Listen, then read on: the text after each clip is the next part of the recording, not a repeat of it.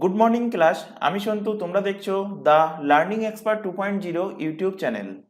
তোমাদের সামনে কিন্তু WBP police constable, SI, KP police constable এবং জেল পুলিশের একটা কিন্তু হিউজ ভ্যাকান্সি প্রকাশিত হয়েছে।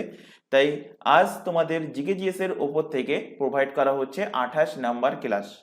তো এর আগেও কিন্তু তোমাদের 27টা জিকেজিএস এর ক্লাস হয়ে গেছে, আশা করি প্রত্যেকে দেখেছো।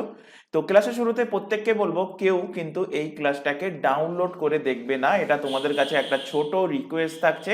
তোমরা লাইভ দেখতে পারো, অথবা লাইভ যদি দেখা সম্ভব না হয় রেকর্ডেড ফরম্যাটে ক্লাস থেকে যাচ্ছে, তো পরবর্তীতে রেকর্ডেড হিসাবে ক্লাসটা দেখবে, বাট অনলাইনে দেখবে, কেউ কিন্তু ডাউনলোড করে দেখবে না। আরেকটা কথা, প্রথম থেকে শেষ পর্যন্ত ক্লাস দেখবে। আর এই যে জিকেজিএস এর সিরিজটা চলছে, এই সিরিজটা প্রায় তোমাদের এক্সামের আগে 60 থেকে 70টা ক্লাস কিন্তু কভার করানো হয়ে যাবে।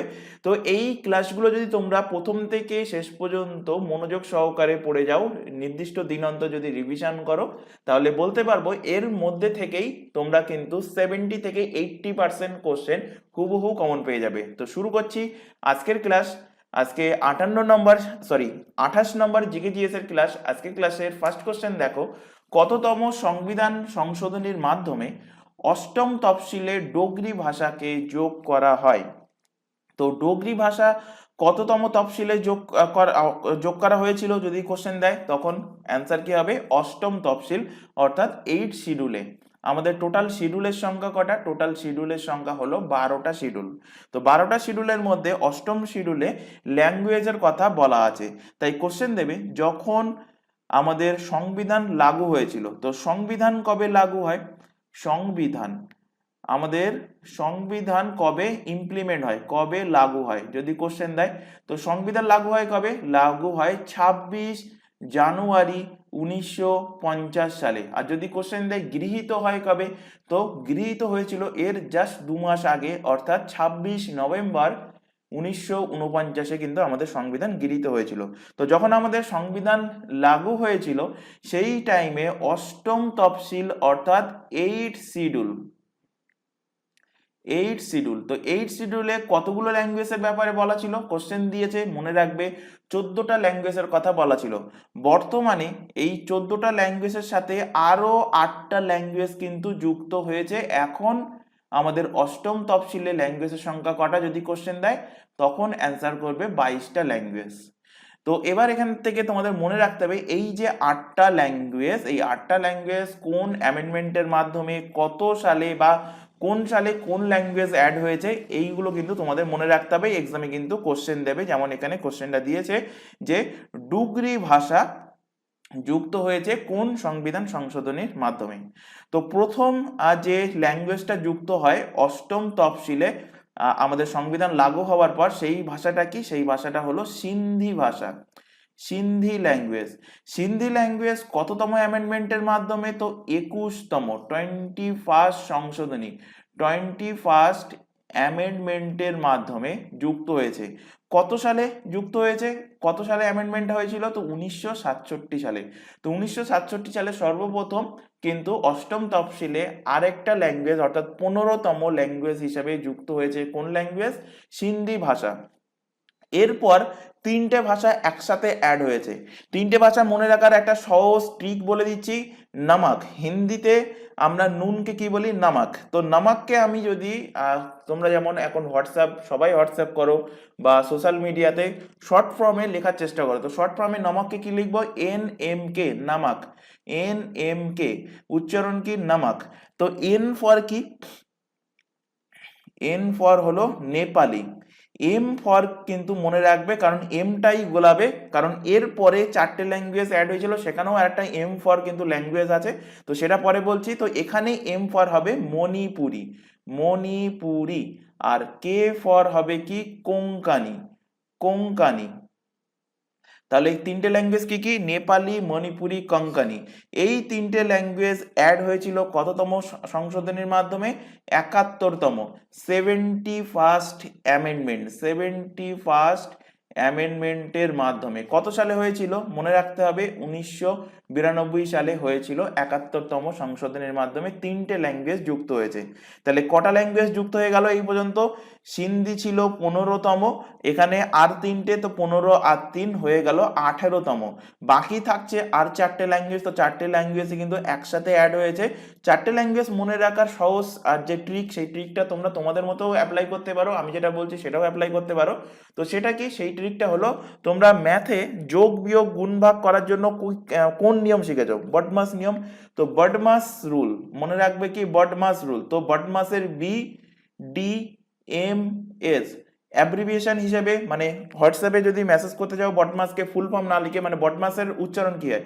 BODMAS। তো ও আর এটাকে আমি লিখছি না, তো এখান থেকে উচ্চারণ করে নেবে বডমাস, BDMS। তো বডমাস থেকে বি ফর কি? বি ফর হলো Bodo, Bodo.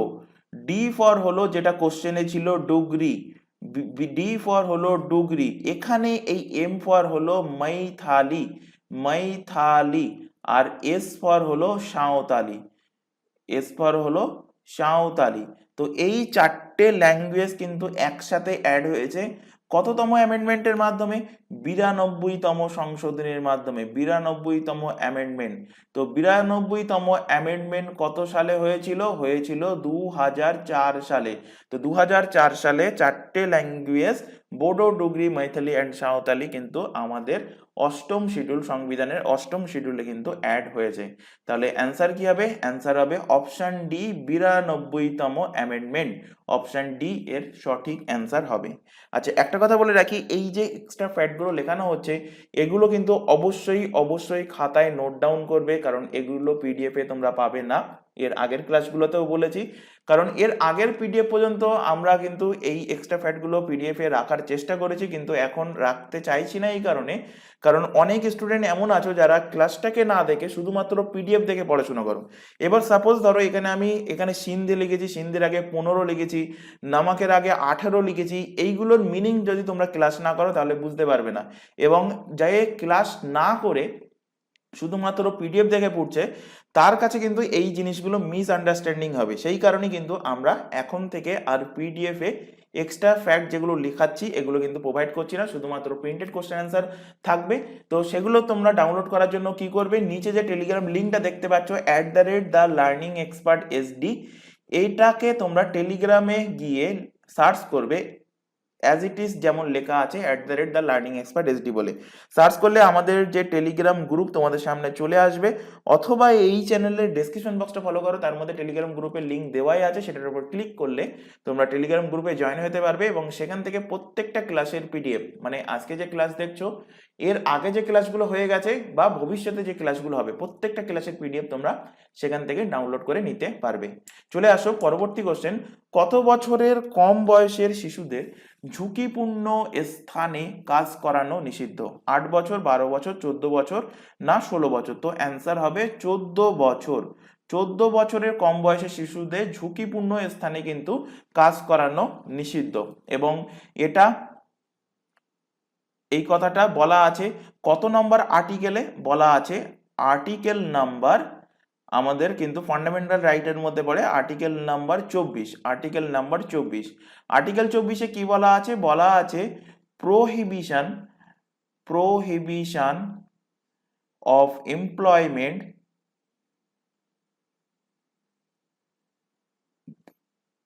prohibition of employment of children in factories, in factories, অর্থাৎ ফ্যাক্টরিতে কিন্তু 14 বছরের কম বয়সী যারা শিশু শ্রমিক আছে তাদেরকে কিন্তু নিয়োগ করা যাবে না। যেমন খনি, মাইনিং এর যেখানে কাজ হয়, বা বাজি শিল্প, যে সমস্ত বিপজ্জনক যে সমস্ত জিনিসগুলো, সেই সমস্ত স্থানে কিন্তু 14 বছরের কম বয়সী শিশুদের কিন্তু সেখানে নিয়োগ করা যাবে না, বলা আছে আর্টিকেল 24-এ। পরের কোশ্চেনে চলে আসো, সংবিধানে কত নম্বর ধারায় শিশুদের 16 থেকে 14 বছর অবৈতনিক শিক্ষার কথা বলা হয়েছে? অর্থাৎ 6 থেকে 14 বছর বয়সী শিশুদের অবৈতনিক মানে প্রাইমারি এডুকেশনের কথা বলা হয়েছে কত নম্বর আর্টিকেলে? তো বলা হয়েছে 45 নাম্বার আর্টিকেল, এখানে 36, 45, 48, 50 প্রত্যেকটাই কিন্তু ডিপিএসপির মধ্যে পড়ে, অর্থাৎ রাষ্ট্রের নীতি নির্দেশকমূলক নীতি, directive principal, DPSP, directive principal of state policy. কোন আর্টিকেল থেকে কোন আর্টিকেল? আর্টিকেল নাম্বার 36 থেকে আর্টিকেল নাম্বার 51 পর্যন্ত। যদি কোশ্চেন দেয় কত নম্বর পার্টে পড়ে, তো পার্ট নাম্বার 4, পার্ট নাম্বার 4 এ পড়ে ডিপিএসপি। ডিপিএসপি নেওয়া হয়েছে, কোশ্চেন দেবে কোন দেশের সংবিধান থেকে, মনে রাখবে আয়ারল্যান্ড। আয়ারল্যান্ডের সংবিধান থেকে আমরা কিন্তু ডিপিএসপিটা নিয়েছি।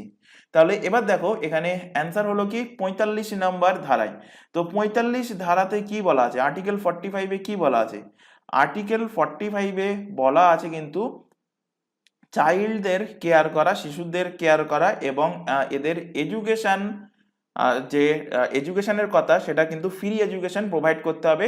6 থেকে 14 বছর বয়সী যে সমস্ত চিলড্রেনরা আছে তাদেরকে কিন্তু ফ্রি এডুকেশন প্রোভাইড করতে হবে। অর্থাৎ এখান থেকে লিখে নাও, provide early childhood,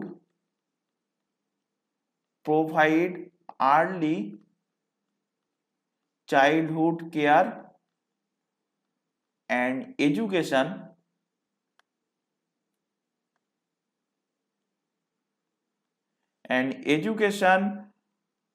for children under education for children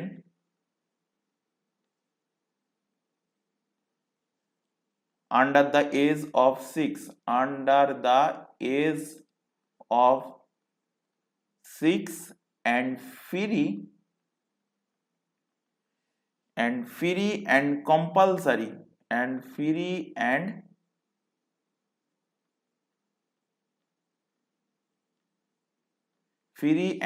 compulsory education, free and compulsory education for the children 6 to 14 year age, 6 to 14 year age চিলড্রেনদের কিন্তু কি করতে হবে, সম্পূর্ণ ফ্রিতে কিন্তু কম্পালসারি তাদেরকে এডুকেশন প্রোভাইড করতে হবে।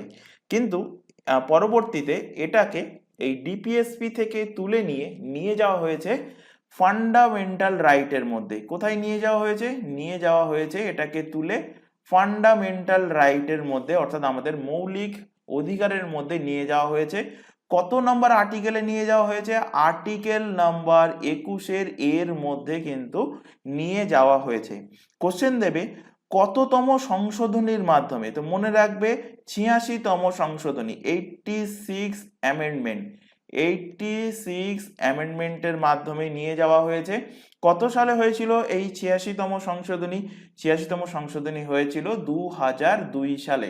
তো 2002 সালে এই যে 6 থেকে 14 বছর বয়সী বাচ্চাদেরকে যে ফ্রি এডুকেশন প্রোভাইডের কথা, ফ্রি অ্যান্ড কম্পালসারি এডুকেশনের প্রোভাইডের কথা, এটাকে নিয়ে যাওয়া হয়েছে আমাদের মৌলিক অধিকার আর্টিকেল নাম্বার 21 এর মধ্যে নিয়ে যাওয়া কিন্তু হয়েছে আর্টিকেল 45 থেকে।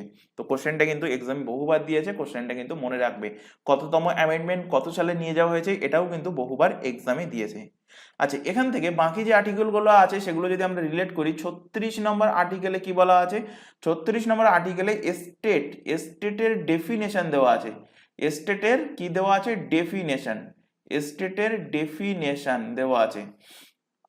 তারপর 48 নম্বর ধারায় কি বলা আছে? 48 নম্বর ধারায় বলা আছে কৃষি ও পশুপালনের কথা। কি বলা আছে? কৃষি ও পশুপালন, কৃষি ও পশুপালনের কথা বলা আছে, অর্থাৎ organisation of agriculture and animal হাজবেন্ডারির কথা বলা আছে 48 নম্বর আর্টিকেলে। আর 50 নম্বর আর্টিকেলে কি বলা আছে? 50 নম্বর আর্টিকেলে বলা আছে এক্সিকিউটিভ থেকে জুডিশিয়ারিকে আলাদা করা, অর্থাৎ সেপারেশন অফ, মোস্ট ইম্পর্টেন্ট কিন্তু কোশ্চেনটা বহুবার এক্সামে দিয়েছে, সেপারেশন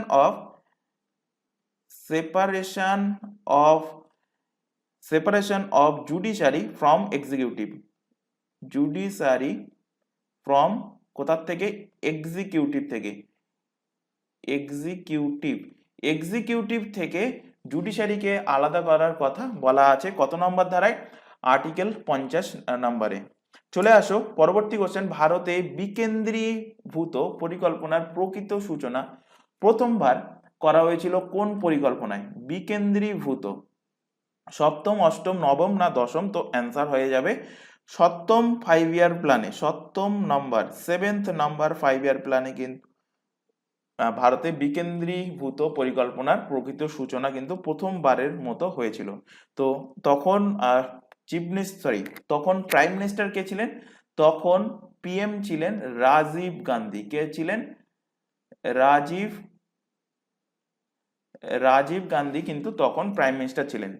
তো আর 7 5 ইয়ার প্ল্যানের যদি ডিউরেশন জানতে চাই, তো ডিউরেশন কি হবে? 1985 থেকে 5 বছর, মানে 85 থেকে 90, 1985 থেকে 90। তো রাজীব গান্ধীর নেতৃত্বে ভারতের যোজনা কমিশন সপ্তম 5 ইয়ার প্ল্যানে কিন্তু প্রথমবারের মতো বিকেন্দ্রীকরণের পরিকল্পনা চালু হয়। ফলে প্রথমবারের মতো কিন্তু বেসরকারি খাত সরকারি খাতের চেয়ে কিন্তু অগ্রাধিকার পেয়েছিল এই 7th 5 ইয়ার প্ল্যানে। আচ্ছা, 5 ইয়ার প্ল্যানে প্রসঙ্গ যেহেতু এসে, এখান থেকে 5 ইয়ার প্ল্যান, কিছু ইম্পর্টেন্ট 5 ইয়ার প্ল্যান আছে, সেগুলো আমরা ডিসকাস করব। কোশ্চেন দেবে 5 ইয়ার প্ল্যান শুরু হয় কবে, অর্থাৎ ফার্স্ট 5 ইয়ার প্ল্যান, FYP শর্টে লিখছি, মানে 5 ইয়ার প্ল্যান। তো ফার্স্ট 5 ইয়ার প্ল্যান শুরু হয়েছিল কবে? 1951 সালে। 5 ইয়ার প্ল্যান মানে 5 বছরের প্ল্যান, অর্থাৎ এখান থেকেই নাম থেকেই বুঝতে পারছো এটা 5 বছর ধরে চলবে। তো 51 সাথে 5 যোগ করা হয়ে যাচ্ছে 56। তো 1951 থেকে 56 ছিল ফার্স্ট 5 ইয়ার প্ল্যানের ডিউরেশন। এই ফার্স্ট 5 ইয়ার প্ল্যানকে কি বলা হয়? বলা হয় হ্যারোড ডোমার মডেল। কি বলা হয়? হ্যারোড ডোমার মডেল। এই ফার্স্ট 5 ইয়ার প্ল্যানের যে লক্ষ্য ছিল, লক্ষ্য কি ছিল? টু ডেভেলপ কৃষি ক্ষেত্রকে উন্নতি করা, অর্থাৎ to develop agriculture sector, agriculture sector অর্থাৎ কৃষির ক্ষেত্রকে ডেভেলপ করা ছিল ফার্স্ট 5 ইয়ার প্ল্যানের লক্ষ্য। লেখো এখানে second 5 year plan, second 5 year plan এর জাস্ট পরেই শুরু হয়েছিল, অর্থাৎ 1956 থেকে 5 বছরের জন্য হলে হবে 61 পর্যন্ত ডিউরেশন ছিল সেকেন্ড 5 ইয়ার প্ল্যানে। সেকেন্ড 5 ইয়ার প্ল্যানকে কি বলা হয়? বলা হয় পিসি মহালানোবিশ মডেল। পিসি মহালানোবিশ মডেল বলা হয় কোন 5 ইয়ার প্ল্যানকে? সেকেন্ড 5 ইয়ার প্ল্যানকে। তোমাদের কিন্তু এইভাবে কোশ্চেন দেবে, হ্যারোড ডোমার মডেল বলা হয় কোন 5 ইয়ার প্ল্যানকে, কোন পঞ্চবার্ষিকী পরিকল্পনাকে? তো অ্যান্সার হবে প্রথম পঞ্চবার্ষিকী। একইভাবে কোশ্চেন দেবে পিসি মহালানোবিশ মডেল বলা হয় কোন পঞ্চবার্ষিকী পরিকল্পনাকে? তো বলা হয় সেকেন্ড 5 ইয়ার প্ল্যানকে। আচ্ছা, সেকেন্ড 5 ইয়ার প্ল্যানের লক্ষ্য কি ছিল? লক্ষ্য ছিল ইন্ডাস্ট্রিয়াল সেক্টরকে ডেভেলপ করা, ইন্ডাস্ট্রিয়াল সেক্টরকে ডেভেলপ করা ছিল সেকেন্ড 5 ইয়ার প্ল্যানের লক্ষ্য। থার্ড 5 ইয়ার প্ল্যান, হেডিং করো থার্ড 5 ইয়ার প্ল্যান। থার্ড 5 ইয়ার প্ল্যানের ডিউরেশন ছিল এর জাস্ট পরে 1961 থেকে 5 বছরের জন্য 66 পর্যন্ত। থার্ড 5 ইয়ার প্ল্যানকে কি বলা হয়? বলা হয় গাডগিল যোজনা। কি বলা হয়? গাডগিল যোজনা বলা হয় থার্ড 5 ইয়ার প্ল্যানকে। আচ্ছা, যদি কোশ্চেন দেয়, আচ্ছা এখান থেকে আরেকটা ইম্পর্টেন্ট 5 ইয়ার প্ল্যান আছে, সেটা হলো অষ্টম 5 ইয়ার প্ল্যান, 8, সেটাও লিখে নাও। 8 5 ইয়ার প্ল্যানের ইম্পর্টেন্স কি? 8 5 ইয়ার প্ল্যানের ডিউরেশন নাও দিতে পারে, ডিউরেশন 1992 থেকে শুরু হয়েছিল। তো 8 5 ইয়ার প্ল্যানের যেটা ইম্পর্টেন্স সেটা লিখে নাও, যে 8 5 ইয়ার প্ল্যানে কিন্তু একটা নীতি গ্রহণ করা হয়েছিল, সেটা কি? LPG reforms. এলপিজি রিফর্মস মানে কি? সংস্কার। এলপিজি রিফর্মস হয়েছিল কোন 5 ইয়ার প্ল্যানে? বহুবার এক্সামে কোশ্চেন দিয়েছে। তো অ্যান্সার হবে অষ্টম 5 ইয়ার প্ল্যান। এল ফর কি? L for liberalisation. L for হলো লিবারালাইজেশন, পি ফর হলো প্রাইভেটাইজেশন, আর জি ফর হলো গ্লোবালাইজেশন।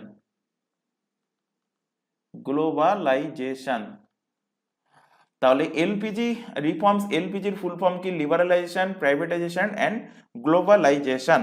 আচ্ছা, একটা কথা এখানে বলে রাখি তোমাদেরকে, যদি ক্লাস ভালো লাগে, কারণ প্রিভিয়াস যে ক্লাসগুলো হয়েছে, যে 27টা ক্লাস, সেখানে তোমাদের অনেকের রেসপন্স দেখেছি, গুটি কয়েকজন কিন্তু মাত্র ক্লাসটাকে তোমরা লাইক করছো। তো ক্লাস যদি ভালো লাগে, প্রত্যেকের কাছে রিকোয়েস্ট থাকছে ক্লাসটাকে লাইক করবে, তোমার বন্ধু বান্ধবের কাছে শেয়ার করবে যারা পুলিশের এক্সামের জন্য প্রিপারেশন নিচ্ছে বা আদার্স অন্যান্য কম্পিটিটিভ এক্সামের কাছে জন্য প্রিপারেশন নিচ্ছে। তো এটা তোমাদের কাছে একটা ছোট রিকোয়েস্ট থাকছে, ক্লাস ভালো লাগলে অবশ্যই কিন্তু ক্লাসটাকে লাইক করবে। তো যাই হোক, এখান থেকে দেখো, এখান থেকে আরেকটা কোশ্চেন দেবে যে টোটাল 5 ইয়ার প্ল্যানের সংখ্যা কটা, টোটাল কটা পঞ্চবার্ষিকী পরিকল্পনা এসেছিল? তো টোটাল 12টা পঞ্চবার্ষিকী পরিকল্পনা এসেছিল। তাহলে 12 নম্বর পঞ্চবার্ষিকী পরিকল্পনার ডিউরেশন কি ছিল? ডিউরেশন ছিল 2012 থেকে 2017 পর্যন্ত। কিন্তু এর মাঝখানেই কিন্তু ব্রেক করে দেওয়া হয়, 5 ইয়ার প্ল্যানকে ব্রেক করে এর পরিবর্তে আরেকটা নতুন সংস্থা আসে। তার নাম কি? তার নাম হলো নীতি আয়োগ। নীতি আয়োগের কোশ্চেন দেবে কবে এস্টাবলিশ হয়েছিল? 1 জানুয়ারি। এক্সাক্ট ডেট মনে রাখতে হবে, যেগুলো বারবার বলি যে ডেট মনে রাখতে হবে, তো সেগুলো কিন্তু ডেট সহকারে মনে রাখতে হবে। 1 জানুয়ারি 2015 সালে কিন্তু নীতি আয়োগের কিন্তু গঠন হয়। কোশ্চেন দেবে যে নীতি আয়োগের চেয়ারম্যান পদে কে নিযুক্ত আছেন? তো যিনি প্রাইম মিনিস্টার থাকবেন, তো 2015 থেকে এখনো পর্যন্ত নরেন্দ্র মোদী প্রাইম মিনিস্টার আছেন। তো অ্যান্সার কি হবে? নীতি আয়োগের চেয়ারম্যান হলেন নরেন্দ্র মোদী। বা অপশানে নরেন্দ্র মোদী না দিয়ে দিতে পারে রাষ্ট্রপতি, দিতে পারে প্রাইম মিনিস্টার, দিতে পারে চিফ মিনিস্টার, দিতে পারে স্পিকার। তো অ্যান্সার কি লিখবে? অ্যান্সার লিখবে প্রাইম মিনিস্টারই কিন্তু নীতি আয়োগের চেয়ারপারসন থাকবেন। কোশ্চেন দেবে ভাইস চেয়ারম্যান কে? নীতি আয়োগের শর্টে লিখছি ভিসি, ভাইস চেয়ারম্যান কে বর্তমানে? তো বর্তমানে ভাইস চেয়ারম্যান হলেন সুমন বেরি হলেন ভাইস চেয়ারম্যান। নীতি আয়োগের বর্তমান চিফ এক্সিকিউটিভ অফিসার কে? সিইও। তো বিভিআর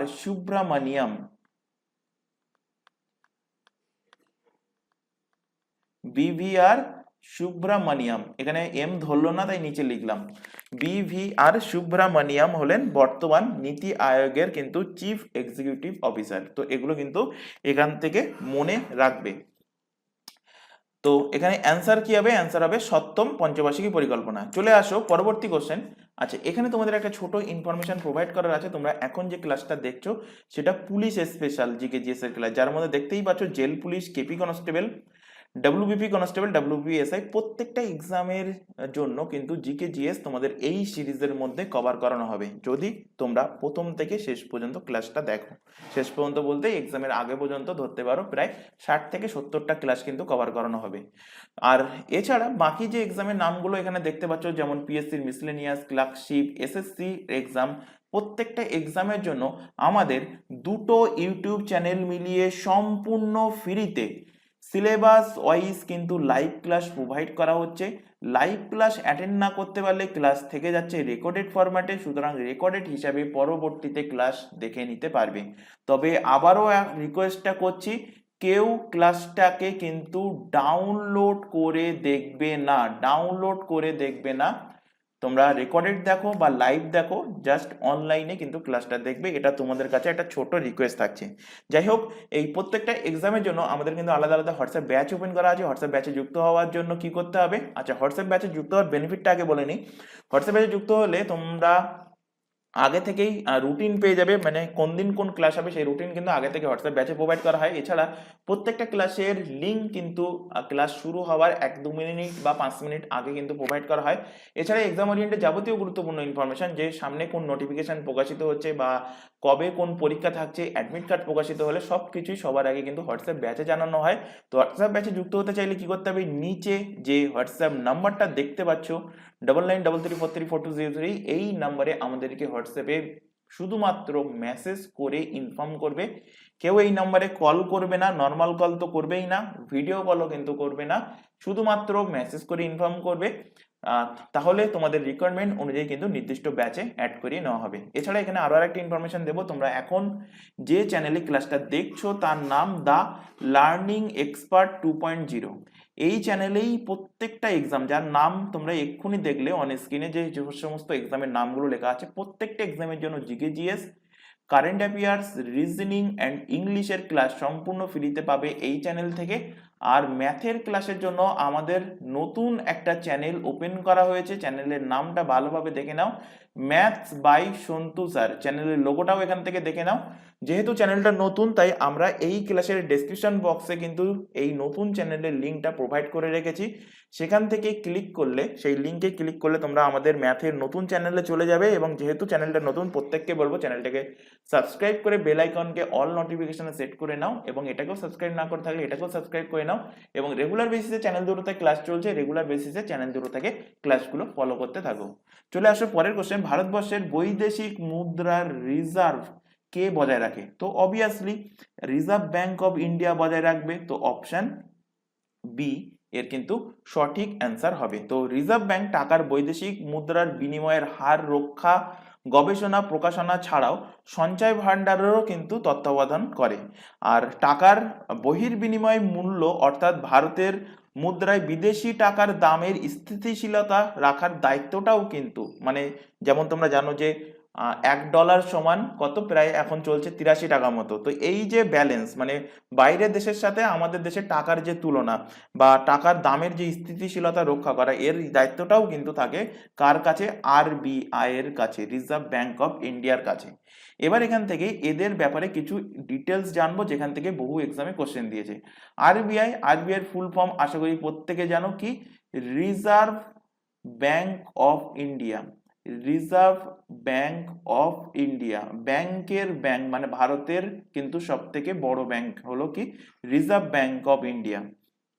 আচ্ছা, রিজার্ভ ব্যাংক অফ ইন্ডিয়ার কোশ্চেন দেবে কবে এর ইস্টাবলিশ হয়েছিল। তো এর এক্সাক্ট ডেট মনে রাখতে হবে, 1 এপ্রিল 1935 কিন্তু রিজার্ভ ব্যাংক অফ ইন্ডিয়ার কি হয়েছে?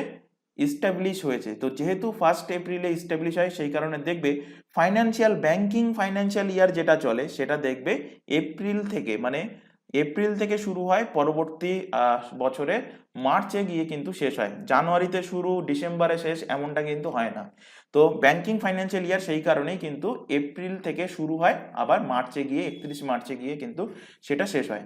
তো যখন স্থাপন হয়েছিল, কোশ্চেন দেবে রিজার্ভ ব্যাংক যখন স্থাপন হয়েছিল এই 1 এপ্রিল 1935 সালে, কোথায় এর হেডকোয়ার্টার ছিল বা কোথায় স্থাপন হয়েছিল?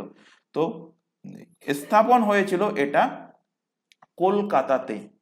তো কোশ্চেন দেবে যে রিজার্ভ ব্যাংকে তাহলে বর্তমানে হেডকোয়ার্টার কোথায়? তো রিজার্ভ ব্যাংকের বর্তমানের হেডকোয়ার্টার কিন্তু মুম্বাইতে অবস্থিত, মুম্বাই মহারাষ্ট্রকে শর্টে লিখলাম MH। তো হেডকোয়ার্টার কবে কলকাতা থেকে এই মুম্বাইতে ট্রান্সফার হয়েছে, কোশ্চেন দিতে পারে। তো কলকাতা থেকে মুম্বাইতে ট্রান্সফার হয়েছে কবে? 1937 সালে, জাস্ট 2 বছর পরেই কিন্তু কলকাতা থেকে হেডকোয়ার্টার ট্রান্সফার হয়ে চলে গেছে কোথায়? মহারাষ্ট্রের মুম্বাইতে। কোশ্চেন দেবে আরবিআই থেকে যে এই আরবিআই এর যে গঠন করার কথা কোন কমিটি সুপারিশ করেছিল? তো সুপারিশ করেছিল by Hilton Young committee, by Hilton Young committee. তো হিলটন ইয়ং কমিটির সুপারিশে কিন্তু আরবিআই এর গঠন হয়েছিল, রিজার্ভ ব্যাংক অফ ইন্ডিয়ার গঠন হয়েছিল। কোশ্চেন দেবে আরবিআই এর এখন প্রেজেন্ট গভর্নর কে, বর্তমানের গভর্নর কে? তো আরবিআই এর প্রেজেন্ট গভর্নর হলেন শক্তিকান্ত দাস। শক্তিকান্ত দাস হলেন আরবিআই এর প্রেজেন্ট গভর্নর। শক্তিকান্ত দাস থেকে একটা ফ্যাক্ট মনে রাখো, যে শক্তিকান্ত দাস কিন্তু গত বছর অর্থাৎ 2023 সালে গভর্নর অফ দ্য ইয়ার অ্যাওয়ার্ডে সম্মানিত হয়েছেন। গভর্নর অফ দ্য ইয়ার অ্যাওয়ার্ডে তিনি কিন্তু সম্মানিত হয়েছেন। কোশ্চেন দেবে প্রেজেন্ট গভর্নর জেনে গেলে, তো কোশ্চেন দেবে যে আরবিআই এর ফার্স্ট গভর্নর কে ছিল? তো আরবিআই এর ফার্স্ট গভর্নর কিন্তু একজন ইংরেজ ছিলেন, তার নাম কি? Osbourne Smith. Osbourne Smith. আচ্ছা, যদি কোশ্চেন দেয় যে ফার্স্ট গভর্নর তো ইংরেজ ছিলেন, তো এখান থেকে কোশ্চেন ঘুরিয়ে দেয় যে ফার্স্ট ইন্ডিয়ান, এবং এক্সামে কিন্তু দিয়েছিল first Indian governor of RBI. তো ফার্স্ট ইন্ডিয়ান গভর্নর কে ছিলেন? ছিলেন C D Deshmukh. C D Deshmukh ছিলেন first Indian governor of reserve bank of India. আচ্ছা, রিজার্ভ ব্যাংকের প্রসঙ্গ যেহেতু আসলো, তাহলে নোটবন্দীকরণ অর্থাৎ কি ডিমনিটাইজেশন, ডিমনিটাইজেশন এখান থেকে দু রকম কোশ্চেন দেবে। ডিমনিটাইজেশন,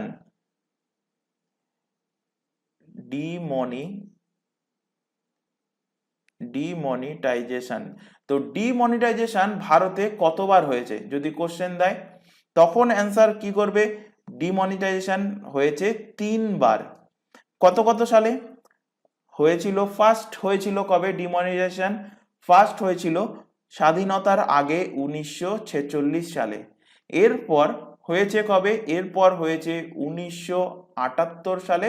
আর লাস্ট হলো যেটা, সেটা ডেট সমেত মনে রাখবে, 8 নভেম্বর 2016-তে। 8 নভেম্বর 2016-তে কিন্তু লাস্ট মনিটাইজেশন হয়েছে, ডিমনিটাইজেশন হয়েছে। কোশ্চেন দেবে এখান থেকে ঘুরিয়ে, যে তোমাদেরকে এখন বললাম যে ভারতে কতবার ডিমনিটাইজেশন হয়েছে, কোশ্চেন দিলে 3 বার। কবে কবে? 1946, 1978 এবং 2016। কিন্তু যদি কোশ্চেন দেয় যে স্বাধীনতার পরে ভারতে কতবার ডিমনিটাইজেশন হয়েছে, তখন খেয়াল রাখবে স্বাধীনতার পরে ডিমনিটাইজেশন হয়েছে 2 বার, 1978 এবং 2016 সালে। এটা কিন্তু খেয়াল রাখবে, কোশ্চেন কি দিচ্ছে সেই অনুযায়ী কিন্তু অ্যান্সার করবে। আচ্ছা, এখনকার কোশ্চেন দিতে পারে যে যখন এক্সাম হবে সেই টাইমের অনুযায়ী, যে প্রেজেন্ট আরবিআই এর রেপো রেট কত? Present repo rate of India. তো প্রেজেন্ট রেপো রেট কত? তো আজ তোমাদের আগস্ট মাসের অনুযায়ী, আগস্ট মাসে রেপো রেট কত চলছে এখনকার কথাই বলছি, তো তোমাদের এক্সাম যখন হবে তখন হয়তো চেঞ্জ হয়ে যেতে পারে। তো এই জিনিসগুলো, ছোট ছোট জিনিস যেগুলো বারবার বলি, যে সিএম হোক বা তোমাদের গভর্নর হোক কোনো স্টেটের, বা কোনো দেশের প্রাইম মিনিস্টার, প্রেসিডেন্ট, বা রেপো রেট যেগুলো চেঞ্জ হতে থাকে প্রত্যেক মাসে হোক বা কয়েক মাস অন্তর হোক, তো সেগুলো কিন্তু গুগল দেখে তোমরা অবভিয়াসলি এক্সামের 5 থেকে 1 সপ্তাহ আগে কিন্তু সেটাকে আপডেট করে নেবে।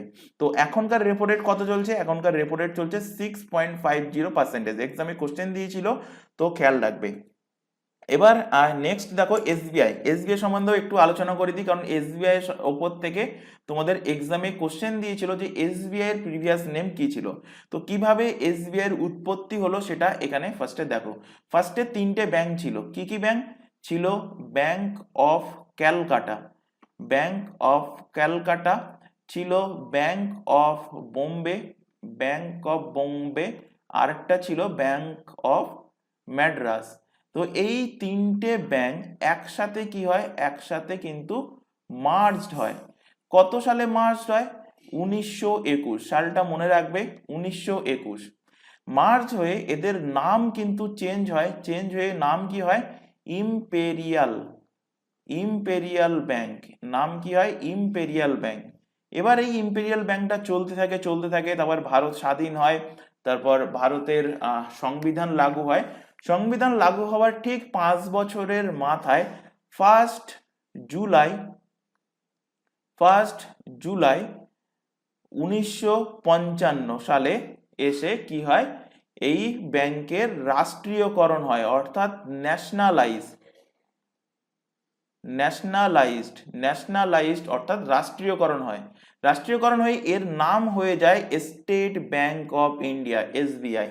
তাই যখন কোশ্চেন দেবে যে এসবিআই এর ইস্টাবলিশ কবে হয়েছিল, এসবিআই এর ইস্টাবলিশ কবে হয়েছিল, যখন কোশ্চেন দেবে অ্যান্সার করবে ফার্স্ট জুলাই, ফার্স্ট জুলাই 1955। এই কারণে ফার্স্ট জুলাইতে এসবিআই দিবস হিসেবেও কিন্তু পালন করা হয়। কোশ্চেন দিয়েছিল এক্সামে তোমাদের এই বছরই প্রথম দিকে, মানে জানুয়ারি মাসের দিকে এক্সাম হয়েছিল, স্টেটের এক্সাম। পুলিশের এক্সামে দিয়েছিল কি ফুড এসআই দিয়েছিল খেয়াল আসে না, কিন্তু দিয়েছিল এক্সামে, যে এসবিআই এর, সম্ভবত পুলিশের এক্সামেই দিয়েছিল, এসবিআই এর প্রিভিয়াস নাম। আচ্ছা হ্যাঁ, জানুয়ারি মাসের দিকে তোমাদের সম্ভবত কেপিএসআই এর এক্সাম হয়েছিল, কেপিএসআই এর এক্সামে কোশ্চেনটা দিয়েছিল যে এসবিআই এর প্রিভিয়াস নেম কি? তো এসবিআই এর প্রিভিয়াস নেম হলো ইম্পেরিয়াল ব্যাংক অফ ইন্ডিয়া, এটা কিন্তু মনে রাখবে। আচ্ছা, বর্তমানে এসবিআই এর চেয়ারম্যানকে এখন অ্যাট প্রেজেন্ট চেয়ারম্যান, তো অ্যাট প্রেজেন্ট চেয়ারম্যান, তো আজকের দিন অনুসারেই বলছি দীনেশ কুমার, দীনেশ কুমার খাড়া, দীনেশ কুমার খাড়া, দীনেশ কুমার খাড়া। আর দীনেশ কুমার খাড়া ইনি কিন্তু আগস্ট মাস পর্যন্তই আছেন সম্ভবত, আগস্ট মাসের পরে কিন্তু চেঞ্জ হবে। ইনি কততম ছিলেন? ইনি 26তম 26তম চেয়ারম্যান ছিলেন। তো এনার পরে নতুন যে চেয়ারম্যান হবেন তার নামও কিন্তু ঘোষণা হয়ে গেছে 27th। তিনি সম্ভবত আগস্ট মাসের লাস্ট থেকে তিনি চার্জ নিয়ে নেবেন স্টেট ব্যাংক অফ ইন্ডিয়ার চেয়ারম্যান হিসেবে। তো 26তম চেয়ারম্যান তার নাম কি হবে? তার নাম হবে ছাল্লা, ছাল্লা শ্রীভানসালু, ছাল্লা, ছাল্লা শ্রী নিভাসলু, নিভাসলু শেট্টি, ছাল্লা Shri নিভাসলু Shetty.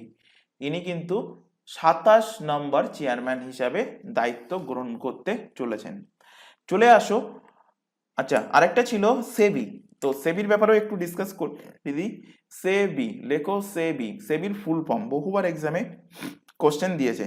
Securities S for securities, securities and E for exchange, securities and exchange board of India, securities and exchange board of India হলো সেবির ফুল ফর্ম। সেবির ইস্টাবলিশ কবে হয়েছিল? সালটা মনে রাখলেই হবে, 1988-তে সেবির ইস্টাবলিশ হয়েছিল। সেবির হেডকোয়ার্টার কোথায়? সেবির হেডকোয়ার্টারও কিন্তু অবস্থিত মুম্বাইতে। তাহলে তিনটে যে জিনিস পড়লাম, আরবিআই, এসবিআই আর সেবি, তিনটেরই হেডকোয়ার্টার কোথায়? তিনটেরই হেডকোয়ার্টার কিন্তু মুম্বাই মহারাষ্ট্রে অবস্থিত। সেবির বর্তমান চেয়ারম্যান বা চেয়ারপারসন হিসাবে কে নিযুক্ত আছেন? তো নিযুক্ত আছেন মাধবী পুরী বুস, মাধবী পুরী বুচ, মাধবী পুরী বুচ। আচ্ছা, এখান থেকে আরেকটা কোশ্চেন দেবে তোমাদের, যে সেবির প্রথম মহিলা chairperson, first woman, first woman chairman of, first woman chairman of SEBI, তখনও অ্যান্সার কি হবে? অ্যান্সার হয়ে যাবে মাধবী পুরী বুস, ইনি কিন্তু সেবির প্রথম মহিলা চেয়ারম্যান।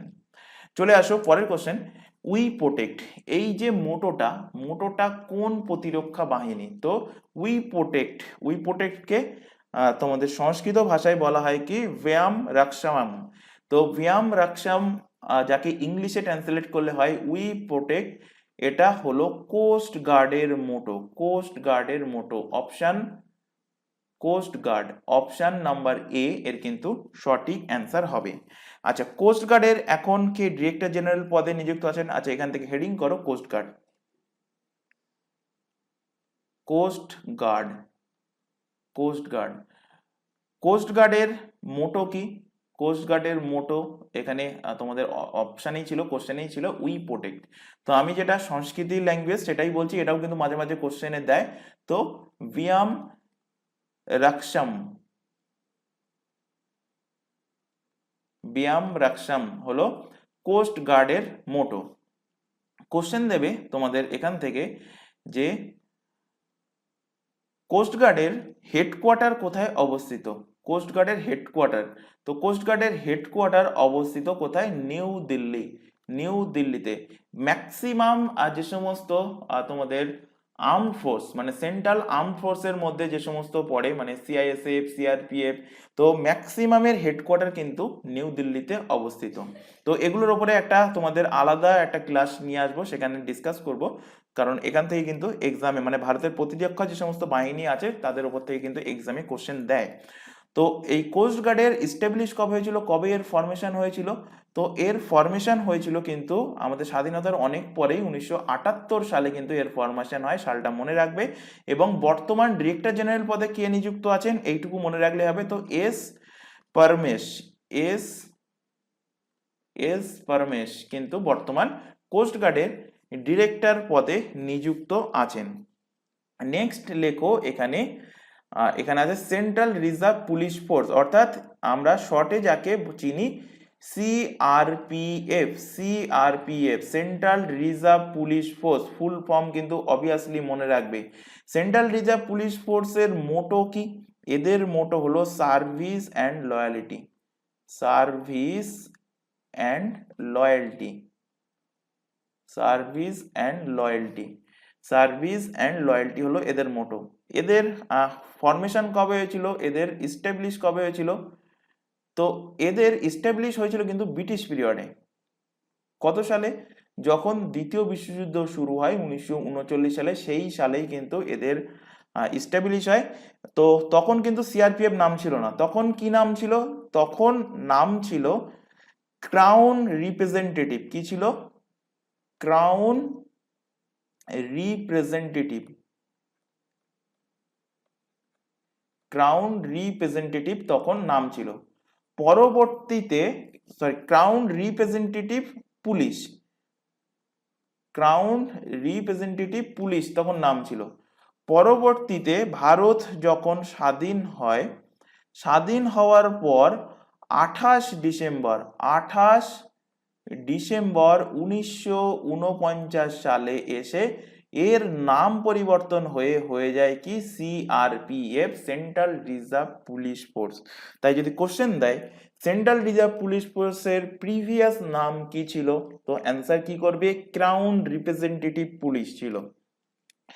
তো সিআরপিএফ এর হেডকোয়ার্টার এক্ষুনি যেমন বললাম যে ম্যাক্সিমাম কিন্তু সেন্ট্রাল আর্ম ফোর্সের হেডকোয়ার্টার নিউ দিল্লিতে অবস্থিত। তো এর হেডকোয়ার্টারও কোথায়? এর হেডকোয়ার্টারও কিন্তু নিউ দিল্লি। নিউ দিল্লিতে এর হেডকোয়ার্টার অবস্থিত। আর বর্তমান সিআরপিএফ এর যিনি ডিজি পদে নিযুক্ত আছেন তার নাম, তিনি একজন আইপিএস অফিসার ছিলেন। তো এনার নাম হলো আনিশ দয়াল সিং। Anish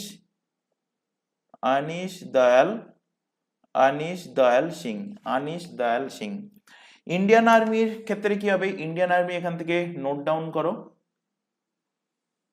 Indian army. আচ্ছা, ইন্ডিয়ান আর্মি কিন্তু সেন্ট্রাল আর্ম ফোর্স না, এরা কিন্তু ডিফেন্সের মধ্যে পড়ে। ডিফেন্সের মধ্যে তিনটে বাহিনী পড়ে। কি কি? Army, navy and air force. এরা কিন্তু ডিফেন্সের মধ্যে পড়ে। বাকি যা আছে সিআরপিএফ বলো, সিআইএসএফ বলো, এসএসবি বলো, এনএসজি বলো, বা ওদিকে তোমাদের আসাম রাইফেলস বলো, তারপরে রাষ্ট্রীয় রাইফেলস বলো, যাই বলো না কেন, এরা কিন্তু সেন্ট্রাল আর্ম ফোর্সের মধ্যে পড়ে। তো ইন্ডিয়ান আর্মির মোটো কি যদি কোশ্চেন দেয়? ইন্ডিয়ান আর্মি যেহেতু মোটো রিলেটেড কোশ্চেন ছিল, তো প্রত্যেকেরই মোটো আমরা জানবো। ইন্ডিয়ান আর্মির মোটো হলো সার্ভিস বিফোর সেলফ।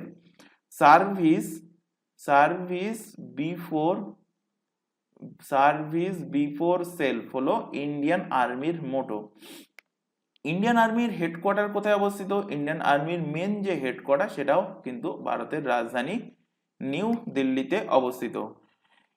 কোশ্চেন দেবে ইন্ডিয়ান আর্মির কমান্ডার, এই কোশ্চেনটা ফাঁসানোর জন্যই দেবে। কেন দেবে পরে বলছি। Commander in chief K Indian army? তোমরা রিসেন্টলি শুনেছো যে ইন্ডিয়ান আর্মির কিন্তু জেনারেল রিসেন্টলি চেঞ্জ হয়েছে, তার নাম কি হয়েছে? উপেন্দ্র দ্বিবেদী। রিসেন্টলি চেঞ্জ হয়েছে। তো ফার্স্ট অপশনে থাকবে উপেন্দ্র দ্বিবেদী। ম্যাক্সিমাম ক্যান্ডিডেট উপেন্দ্র দ্বিবেদী মেরে চলে আসবে, অ্যান্সার হয়ে যাবে ভুল। কি জানতে চাইছি তোমাদের থেকে কমান্ডার ইন চিফ হলেন ভারতের যিনি প্রেসিডেন্ট, তিনি হন কিন্তু কমান্ডার ইন চিফ, অর্থাৎ ইনি তিনটে বাহিনীর কমান্ডার ইন চিফ। সুতরাং তোমাদের আর্মি না দিয়ে যদি বলে এয়ারফোর্সের কমান্ডার ইন চিফ কে, অ্যান্সার একই হবে প্রেসিডেন্ট।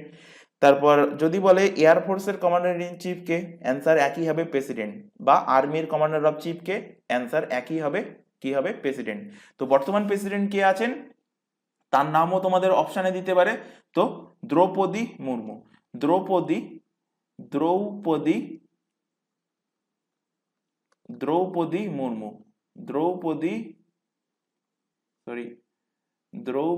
মুর্মু।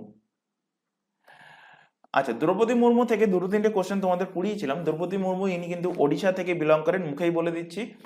আর দ্রৌপদী মুর্মু হলেন দ্বিতীয় মহিলা রাষ্ট্রপতি, প্রথম মহিলা রাষ্ট্রপতি ছিলেন প্রতিভা পাটিল।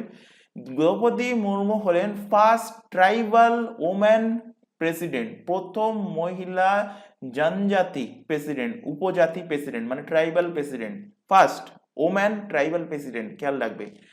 আরেকটা কোশ্চেন দেবে যেটা মোস্ট ইম্পর্টেন্ট, বহুবার এক্সামে এখনো কিন্তু দেয়নি, কিন্তু একটা এক্সামে আমি দেখেছি, কি এক্সামের নাম খেয়াল আসছে না, দিয়েছিল যে ভারতের প্রথম কোন রাষ্ট্রপতি, মানে ভারতের রাষ্ট্রপতি হয়েছেন, প্রথম কোন রাষ্ট্রপতি হয়েছেন যিনি স্বাধীনতার পরে জন্মগ্রহণ করেছিলেন। তো অ্যান্সার কি হবে? অ্যান্সার হবে এই দ্রৌপদী মুর্মু এমন একজন রাষ্ট্রপতি, ইনিই কিন্তু প্রথম যিনি স্বাধীনতার পরে কিন্তু জন্মগ্রহণ করেছিলেন। আচ্ছা, কমান্ডার ইন চিফ নিয়ে আলোচনা হয়ে গেল। Commander in chief army, navy, air force তিনটে ক্ষেত্রেই, এখানে নিচে ছোট করে লিখে দিচ্ছি, army plus navy plus air force, air force তিনটেরই কমান্ডার ইন চিফকে, কমান্ডার ইন চিফ হলেন ভারতের তৎকালীন রাষ্ট্রপতি। আচ্ছা, আর্মির সর্বোচ্চ পদ হলো কি? জেনারেল। জেনারেল, তো বর্তমানে জেনারেল পদে কে নিযুক্ত আছেন? উপেন্দ্র দ্বিবেদী। উপেন্দ্র মোস্ট ইম্পর্টেন্ট, মাথায় এখানে ডবল স্টার দিয়ে নাও, কারণ রিসেন্টলি কিন্তু অ্যাপয়েন্ট হয়েছে। উপেন্দ্র দ্বিবেদী, উপেন্দ্র দ্বিবেদী হলেন বর্তমান ভারতের আর্মির জেনারেল। আচ্ছা, সিডিএসটাও একটু আলোচনা করে দেবো, কারণ সিডিএস যিনি হয়েছেন, দ্বিতীয় সিডিএস, কারণ প্রথম সিডিএস ছিলেন বিপিন রাওয়াত, তার হেলিকপ্টার দুর্ঘটনায় মৃত্যু হয়েছিল। তো দ্বিতীয় সিডিএস যিনি হয়েছেন তিনিও কিন্তু আর্মি থেকেই তিনি কিন্তু বিলং করেন, মানে আর্মি থেকেই কিন্তু তিনি সিডিএস হয়েছেন। তো তার নাম কি এখন ভারতের সিডিএস কে? অনিল চৌহান। অনিল চৌহান হলেন বর্তমান ভারতের কিন্তু CDS, chief of defence staff. Army থেকে আরেকটা কোশ্চেন মনে রাখো, আর্মি দিবস কবে পালন করা হয়? আর্মি ডে, তো আর্মি ডে পালন করা হয় 15 জানুয়ারি, 15ই জানুয়ারিতে। নেক্সট ছিল কি? নেক্সট ছিল তোমাদের এখানে Indian air force, IAF, Indian air force full form. Indian এয়ারফোর্সের মোটো কি? ইন্ডিয়ান এয়ারফোর্স, আর রিসেন্টলি একটা মুভি রিলিজ হয়েছে, এটাও একটা কিন্তু সত্যিকারের ঘটনার ওপরে, কিন্তু মুভিতে যা দেখিয়েছে সেটা কিন্তু অকাল্পনিক দেখিয়েছে, যেটা দেখানো উচিত না। তো যাই হোক, তোমরা জানো যে রিসেন্টলি ঋত্বিক রোশনের ফাইটার মুভি, তো এটা তোমাদের ছিল সম্ভবত কোন একটা ঘটনাজনক, ঘটনাটা খেয়াল আসছে না,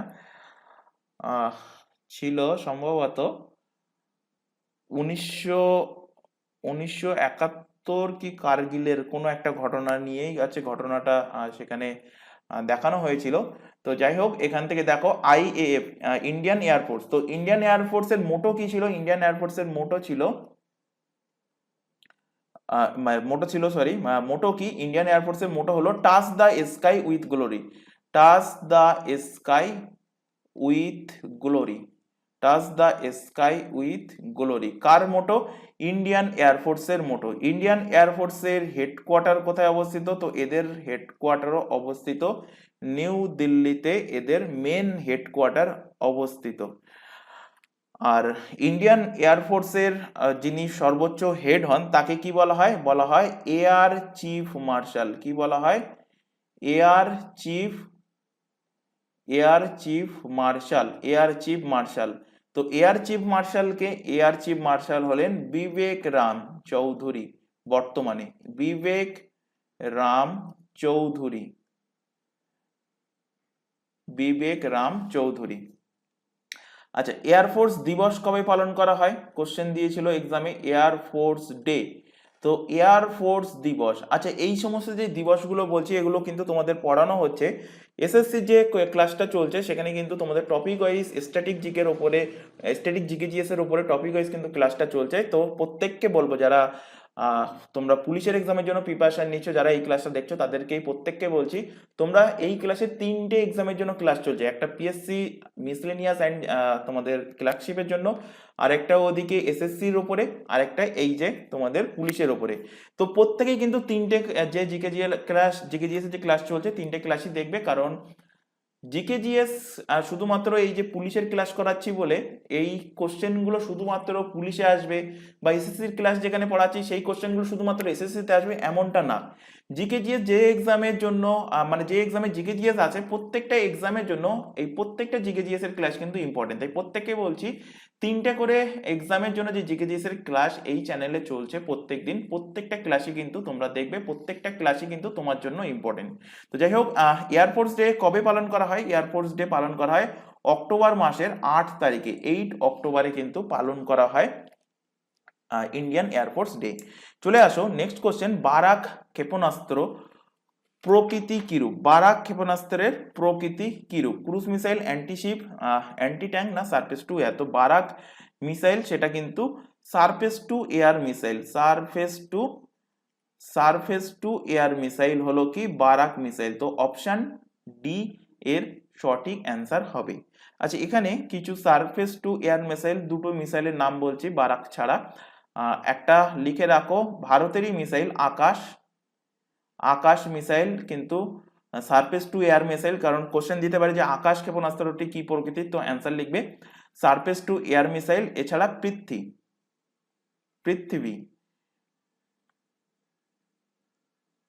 পৃথ্বী হলো কিন্তু সারফেস টু এয়ার মিসাইল। ক্রুজ মিসাইলের এক্সাম্পল লিখে রাখো ব্রহ্মস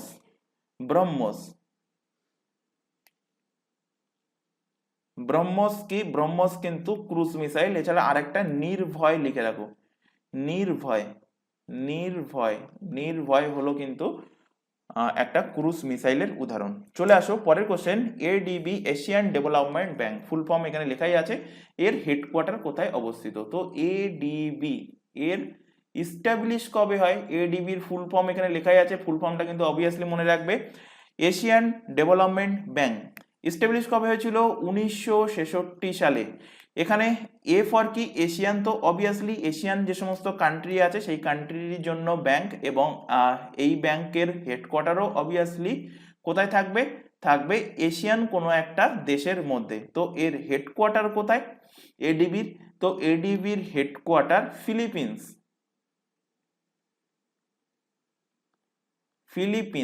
ফিলিপিন্সে অবস্থিত। ফিলিপিন্সের কোথায়? ফিলিপিন্সের ম্যানিলা। কেউ মানালি পড়বে না এটাকে, অনেকে কিন্তু মানালি পড়ে ভুল বাই মিস্টেক হিসাবে, উচ্চারণ কি হবে? ম্যানিলা। তো অ্যান্সার দেখো কি হয়ে যাচ্ছে, অপশন এ ম্যানিলাতে এডিবি অর্থাৎ এশিয়ান ডেভেলপমেন্ট ব্যাংকের হেডকোয়ার্টার অবস্থিত। আর এডিবির বর্তমান প্রেসিডেন্ট পদে কে নিযুক্ত আছেন এটাও তোমাদের জানতে হবে। তো প্রেসিডেন্ট পদে নিযুক্ত আছেন মাসাতগু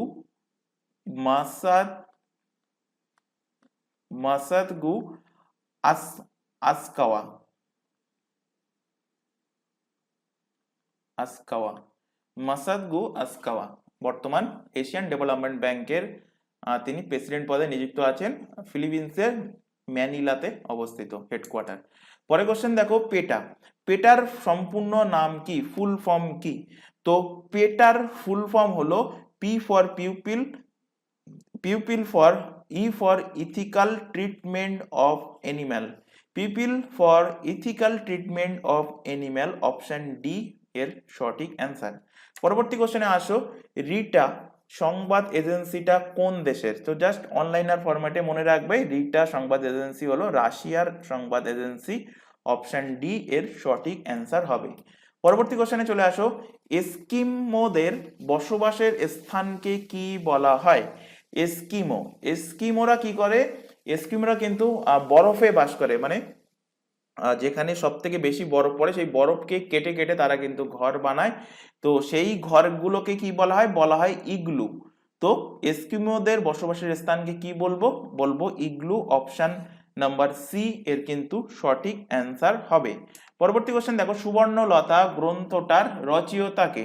তো সুবর্ণলতা যে গ্রন্থটা লিখেছেন আশাপূর্ণা দেবী। তোমাদের বুকস অ্যান্ড অথরের যে ক্লাসটা করানো হচ্ছে, তোমাদের যারা জানো রেগুলার বেসিসে, যারা এই তিনটে মানে আমাদের এই চ্যানেল থেকে 3টে যে এক্সামের জন্য ক্লাস চলছে তার মধ্যে এসএসসির ক্লাস যারা করছো সেখানে কিন্তু প্রত্যেক দিনই কিন্তু 10 থেকে 12টা বুকস অ্যান্ড অথর পড়ানো হচ্ছে। অনেকে দেখবে বুকস অ্যান্ড অথর, আমার কথা বলছি না, আদার্স টিচারদের কথা বলছি, ইউটিউবে হোক বা অন্য জায়গায় হোক বা কোনো টিউশনের ক্ষেত্রে হোক, একদিনে কিংবা দুদিনে পড়িয়ে দেবে, প্রায় 100-200টা বই পড়িয়ে দেবে বুকস অ্যান্ড অথর, এখান থেকে এই পর্যন্ত মুখস্থ করতে হবে, ব্যাস এই বলে খালাস।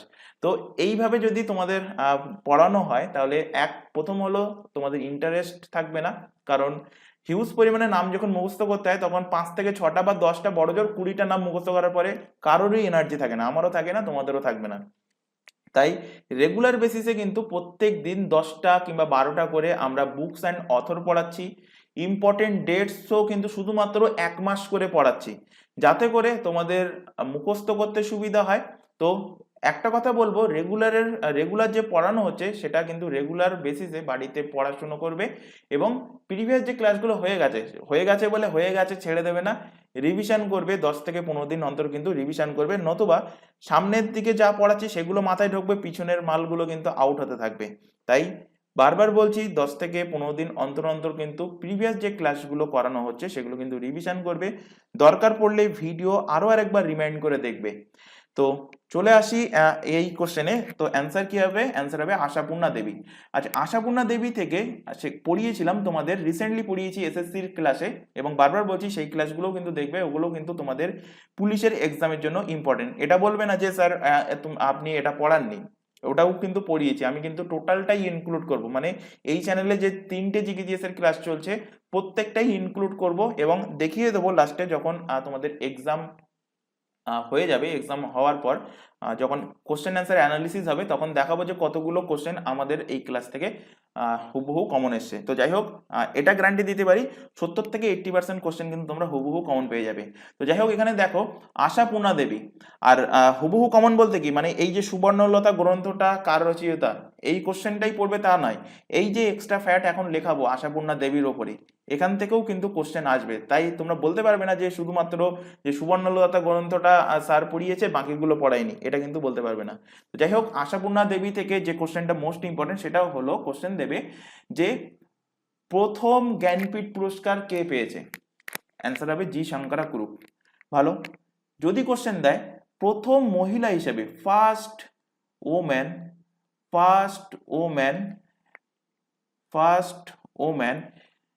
who received জ্ঞানপীঠ অ্যাওয়ার্ড,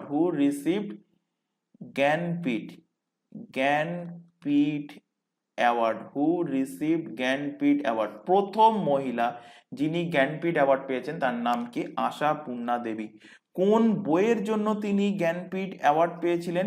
তো তিনি জ্ঞানপীঠ অ্যাওয়ার্ড পেয়েছিলেন প্রথম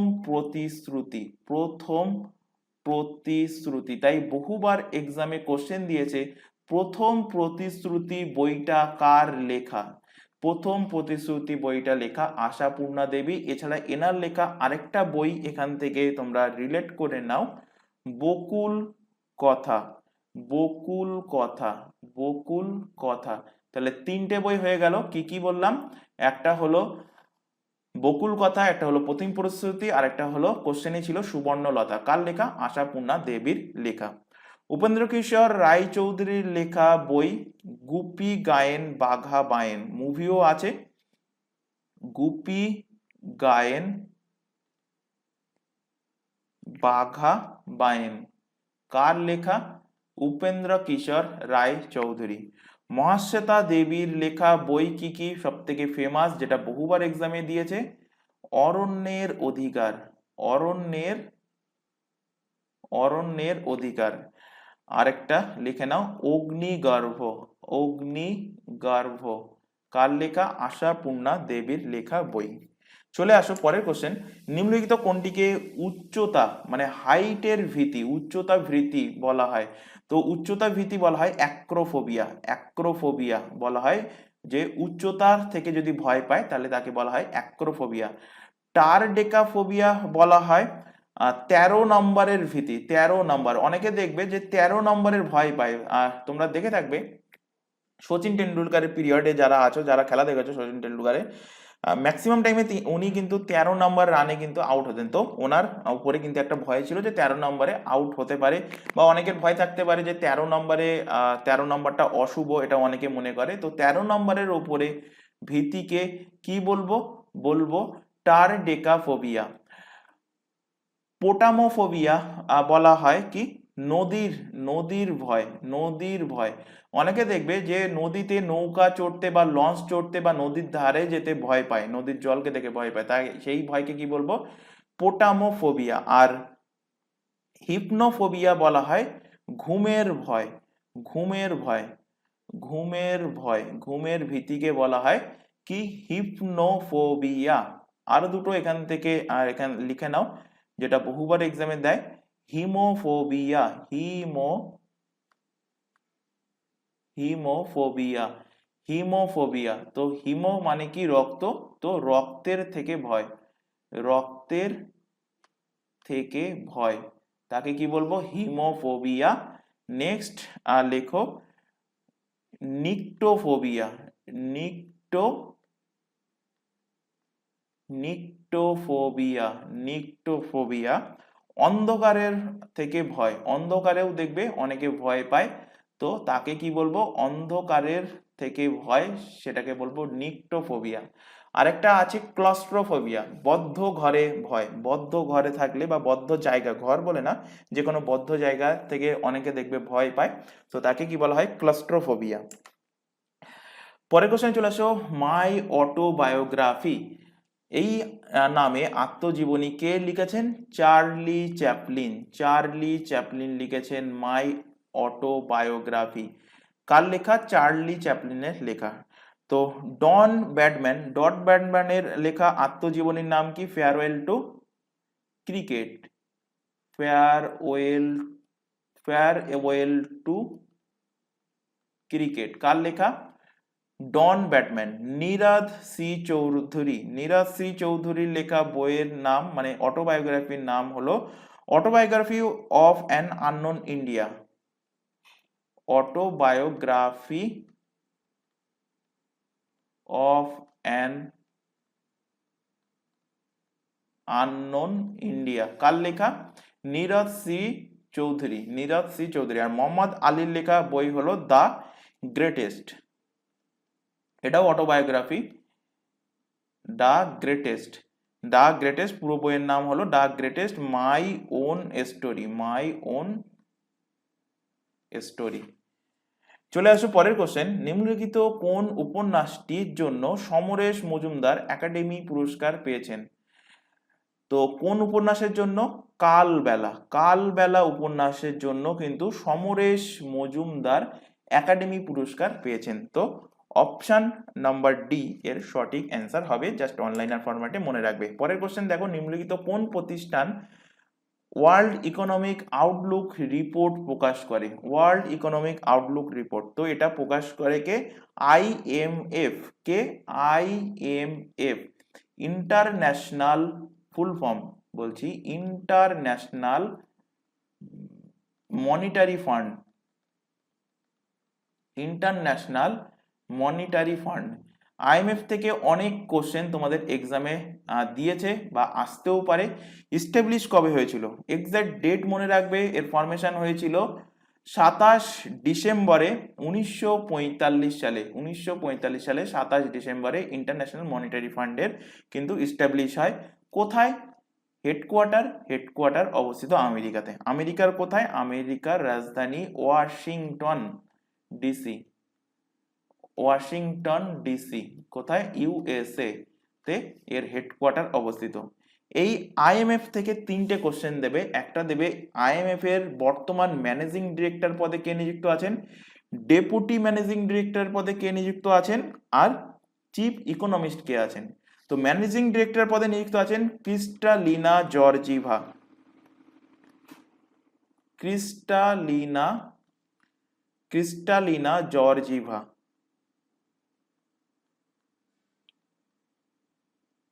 কে নিযুক্ত আছেন? Kristalina Georgieva. Deputy managing director পদে কে নিযুক্ত আছেন, এটাও কিন্তু তোমাদের এক্সামে দিয়েছে, ডেপুটি এমডি লিখছি। তো ইনি ভারতীয় বংশোদ্ভূত, সেই কারণে এক্সাম পয়েন্ট অফ ভিউ থেকে এনার নামটা ইম্পর্টেন্ট। এনার নাম হলো গীতা গোপীনাথ, গীতা গোপীনাথ। আর একজনের নাম মনে রাখবে যে chief economist, chief economist, chief ইকোনমিক্সের নামও কিন্তু বহুবার এক্সামে কোশ্চেন দিয়েছে। নাম মনে রাখবে পেরিয়ার অলিভিয়ার, পেরিয়ার অলিভিয়ার, শুধু এইটুকু মনে রাখবে, ফুল নাম হলো পেরিয়ার অলিভিয়ার গৌরেনচাস, গৌরেনচাস, গৌরেনচাস, CHAS হলেন চিফ ইকোনমিস্ট। তাহলে অ্যান্সার কি হবে? অ্যান্সার হয়ে যাবে IMF।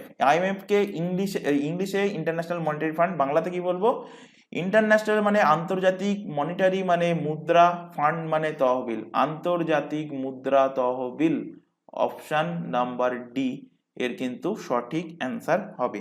আচ্ছা, এখানে বিশ্ব ব্যাংকের অপশন যেহেতু আছে, বিশ্ব ব্যাংকের ব্যাপারেও একটুখানি ছোট করে ডিসকাস করব, এক্সাম পয়েন্ট অফ ভিউ থেকে ইম্পর্টেন্ট। এখানে লেখো world bank, world bank. World ব্যাংকের ইস্টাবলিশ কবে হয়েছিল? লেখো ওয়ার্ল্ড ব্যাংকের ইস্টাবলিশ, ওয়ার্ল্ড ব্যাংকের ইস্টাবলিশ হয় সাল, সরি ডেট না মনে রাখলে হবে, সালটা মনে রাখো 1944 সালে আগে ওয়ার্ল্ড ব্যাংকের ইস্টাবলিশ হয়, তারপরে হয় IMF 1945 সালে। ওয়ার্ল্ড ব্যাংকের হেডকোয়ার্টার কোথায় অবস্থিত? ওই একই জায়গায়, IMF এর যেখানে ওয়াশিংটন ডিসি, ওয়াশিংটন ডিসি কোথায়? আমেরিকাতে অবস্থিত ওয়ার্ল্ড ব্যাংকের হেডকোয়ার্টার। কোশ্চেন দেবে ওয়ার্ল্ড ব্যাংকের বর্তমান প্রেসিডেন্ট পদে কে নিযুক্ত আছেন? তো নিযুক্ত আছেন অজয় বাঙ্গা, ভারতীয় বংশোদ্ভূত অজয় বাঙ্গা। এখান থেকে কোশ্চেন দেবে ওই একইভাবে যে এখন ম্যানেজিং ডিরেক্টর পদে কে নিযুক্ত আছেন? তো ইনিও ভারতীয় বংশোদ্ভূত, এনার নাম আনসুলা কান্ত, আনসুলা কান্ত বর্তমানে এমডি পদে নিযুক্ত আছেন। আর এখান থেকেও chief economist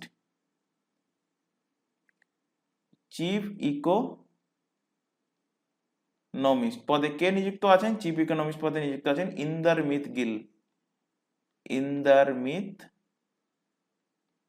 ইন্দারমিত Gill chief economics পদে নিযুক্ত আছেন। চলে আসো পরবর্তী কোশ্চেনে। পরবর্তী কোশ্চেন দেখো, এখানে আছে সিটিবিটি। সিটিবিটি এর ফুল ফর্ম কি? সি ফর হলো কম্প্রিহেনসিভ নিউক্লিয়ার, টি ফর হলো টেস্ট, বি ফর হলো ban treaty. Comprehensive nuclear test ban treaty, option number C এর কিন্তু সঠিক অ্যান্সার হবে। পরের কোশ্চেনে চলে আসো, বিবিসি এর নতুন চেয়ারম্যান পদে কে নিযুক্ত হয়েছেন? এটাও জাস্ট অনলাইনের ফরম্যাটে মনে রাখবে, সমীর শাহ, সমীর শাহ কিন্তু বিবিসি এর নতুন চেয়ারম্যান পদে নিযুক্ত হয়েছেন। পরের কোশ্চেনে আসো, সম্প্রতি মিজোরামের চিফ মিনিস্টার, মুখ্যমন্ত্রী পদে কে নিযুক্ত হয়েছেন? আচ্ছা, মিজোরামের ক্যাপিটাল যদি জানতে চাই, ক্যাপিটাল অফ মিজোরাম, মিজোরামের ক্যাপিটাল কি? মিজোরামের ক্যাপিটাল হলো আইজল, আইজল। আচ্ছা, মিজোরামের গভর্নর কে? মিজোরামের এখন বর্তমান গভর্নর পদে কে নিযুক্ত আছেন? নিযুক্ত আছেন হরি বাবু। কে নিযুক্ত আছেন? হরি বাবু, হরি বাবু, এইটুকু মনে রাখলেই হবে, হরি বাবু কাম্ভামপাতি, হরি বাবু ফুল নাম